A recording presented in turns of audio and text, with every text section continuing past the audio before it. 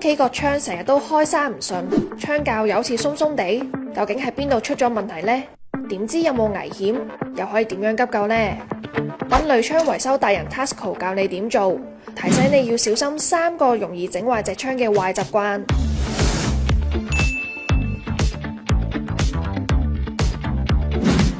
鋁窗常見3大問題，第一樣嘢比較最多業主常見嘅就係啲鋁窗開關唔順啦，或者閂唔到窗。通常如果窗佢鎖唔到嗰個最主要嘅成因咧，其實因為嗰個手掣咧佢老化咗啊，或者後面斷裂咗。咁手掣後面咧佢對應翻咧，佢都會有一個鎖扣嘅位置嘅。咁啲鎖扣通常都會比較脆弱少少啦。大部分業主都會可能認為就係話換翻個手掣就 OK 啦，冇問題啦。咁好大機會咧，其實佢最主要嘅原因咧係因為個窗咧已經傾側咗。咁啊向下有少少墮咗啦，嗰個窗鉸，咁變咗佢閂埋嚟嘅時候，佢嗰個手掣同埋佢出面呢個鎖扣啊，佢唔係大家互相對應喺同一個水平上面咧，咁好多時候一閂，大家唔啱嘅嗰個位，咁佢就撞斷咗佢後面呢個手掣位啦，或者出面嗰個鎖扣位，咁變咗冇嘢可以去鎖實咗嗰個窗佢。咁通常呢個咁嘅情況，我哋都會建議翻就係話換翻上下嗰個窗鉸，將個窗調翻正佢，咁樣先至係可以最有效去根治到嗰個窗鉸嗰個情況嘅。咁但係當然啦，揾翻合資格嘅師傅上門會同你做個檢查啦，咁睇下係咪淨係換個窗鉸或者淨係換個手掣，已經可以幫你解決到個問題。如果業主咧想自行去做翻一個檢查嘅話咧，可以借助平水尺啦去量度翻嗰個窗有冇傾側到㗎。咁我哋可以將個平水尺咧放喺個窗褥嘅上面嘅。你見到粒水珠咧，其實佢已經係傾側咗埋一邊㗎啦。咁證明翻個窗其實已經係斜咗㗎啦。咁第二，如果可能話個業主話真係冇啲平水尺喺屋企嘅話，我哋可以睇翻啦個窗嗰個狀態，好似而家咁開大概30度，望到出面呢一個罅隙，睇一睇佢有冇佢好似而家咁樣係有個上闊下窄嘅情況出現。如果有嘅話咧，咁其實就會有機會係導致咗個窗鉸啦開關唔順，咁啊甚至乎會有危險嘅情況出現啦。第二個最常見嘅問題啦，係窗鉸鬆脱嘅情況出現喎。最主要個成因咧，都係因為佢上下嗰個頂底嘅窗鉸咧，係螺絲啊或者拉釘鬆脱咗而造成嘅。咁我哋睇翻咧，其實一對窗鉸咧，佢會有12口螺絲或者拉釘。咁最主要咧喺面同埋個底部嘅位置啦。咁往往好多時候，因為佢原裝嘅設計咧，都係用一啲鐵製嘅螺絲啊，或者一啲鋁製嘅拉釘去繫穩佢。佢哋一般嗰個使用嘅壽命咧會比較短啊。咁如果佢斷咗嘅話，就會導致嗰個窗鉸啦係會有鬆脱嗰個情況嘅。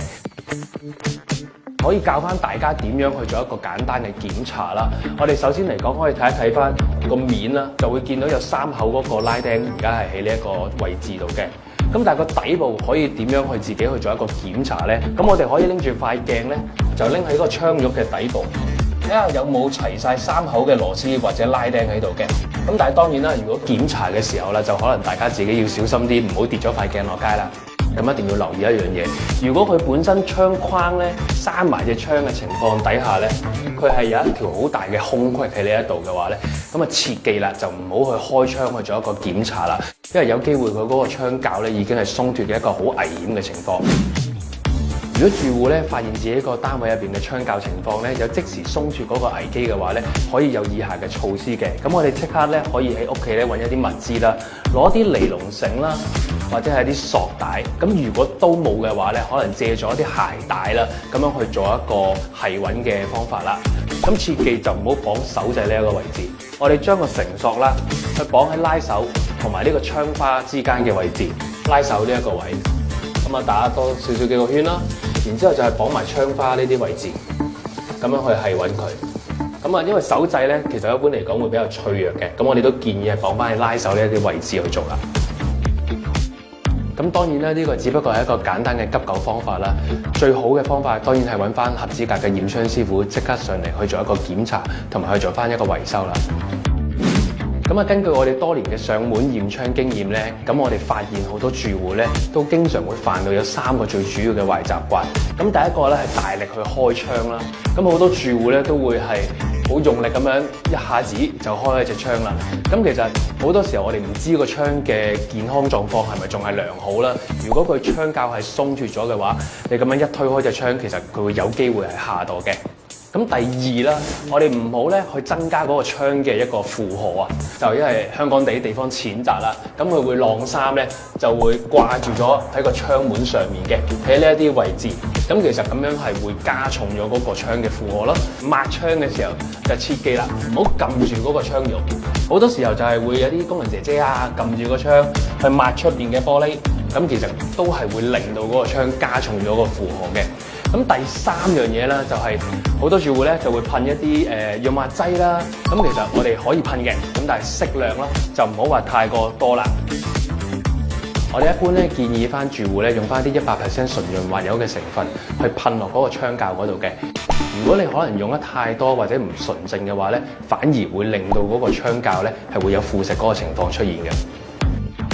咁啊，講翻幾個啦，關於鋁窗一啲襟用小貼士俾大家啦。咁第一啦，定期驗窗。咁啊，身體啊要年年都要驗啦。鋁窗就唔需要年年都要驗嘅。根據翻屋宇署嘅建議，假設你今年已經收到嗰個強制驗窗啦，屋宇署5年之內咧唔會要求你再重新驗窗噶啦，所以5年驗一次窗係最好嘅。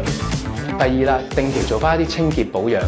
喺個窗鉸上面咧，定期用一啲牙刷啦或者吸塵機啦，去清潔翻窗鉸上面一啲沙石灰塵。咁啊，或者可能用一啲清水咧去沖翻洗佢。咁記得用完清水之後，記得索翻乾嗰個窗鉸位置。如果唔係，個窗鉸好容易生鏽嘅。打風落雨嘅時候有啲咩需要注意呢？好多住戶咧會用膠紙咧打咗個交叉貼咗喺個窗上面㗎。咁但係提翻大家啦，咁樣其實係防止唔到個玻璃係爆裂嘅情況出現㗎，只能夠防止呢一啲普通嘅玻璃咧喺當佢爆裂嘅時候唔會形成一大塊碎片啦，可能會傷害到自己啦或者途人嘅。咁一般嚟講，我哋都建議翻可能換翻一啲強化玻璃啦、雙層嘅夾膠玻璃啦，或者簡單啲嘅做法，貼翻一塊防爆膜啦，去防止佢爆裂嘅時候形成一大塊碎片。最直接嘅方法啦，就係記得閂窗啦。可能大家咧會覺得呢一個係一個好無謂嘅提醒，咁但係根據我哋記錄啦，每一年平均有4至50單有啲意外發生咧，就係因為真係打風嘅時候，佢唔記得去閂窗而形成嘅。